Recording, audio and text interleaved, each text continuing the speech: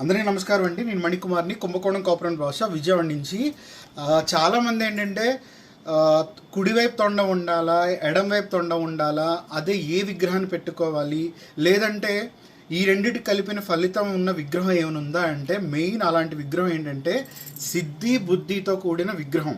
అంటే కుడివైపు తొండం ఉంటే ఏంటంటే మనకి బుద్ధి, ఎడమవైపు తొండం అంటే సిద్ధి. సో ఈ రెండు శక్తులు కూడా స్వామివారి ఒళ్ళో కూర్చున్న రూపం, అంటే ముగ్గురితో కూడిన రూపం. ఇటు సిద్ధి, ఇటు బుద్ధి, ఇటు జ్ఞానం.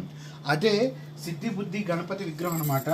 చక్కగా మనం ఇంట్లో పెట్టి పూజ చేసుకోవడానికి, అలాగే వ్యాపార స్థలాల్లో పూజ చేసుకోవడానికి ఇరువురు అమ్మవారులతో కూడా చక్కగా ఉన్న విగ్రహం. ఇక్కడ చూడండి, అమ్మవారిని కూడా ఒక్కొక్కళ్ళు ఒక తొడ మీద కూర్చోబెట్టుకున్నారు స్వామివారు. అలాగే అష్టభుజాలతో ఉన్నారు.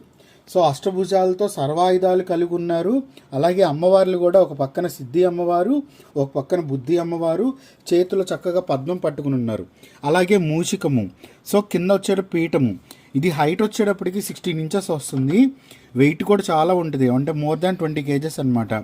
కానీ చాలా చాలా స్పెషల్ విగ్రహం.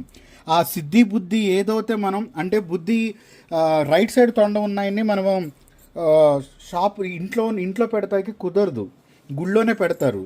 సో అది సిద్ధి బుద్ధి గణపతి విగ్రహాన్ని కనుక మనం చూస్ చేసుకోగలిగితే ఇద్దరు అమ్మవారులతో ఉన్నారు కాబట్టి స్వామివారు చాలా చాలా పరిపూర్ణంగా ఉంటుంది విగ్రహం అనేది. ఎప్పుడైతే శక్తులు కలిగి ఉంటారో అమ్మవార్లతో కూడిన విగ్రహానికి పరిపూర్ణత ఏర్పడుతుంది కాబట్టి సో ఈ విగ్రహాన్ని మనం ప్రత్యేకంగా పూజ చేసుకోవడం చాలా మంచిది.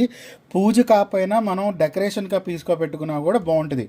అదే మన వ్యాపార స్థలాలు అవ్వచ్చు, లేదంటే ఏదైనా కొంచెం రోడ్డు, అంటే ఇవి రోడ్డు పోట్లు అంటారు కదా, శూలలు, రోడ్డు వీధి శూల, అలాంటి చోట పెట్టినా కూడా ఎదురుగుండా బాగుంటుంది.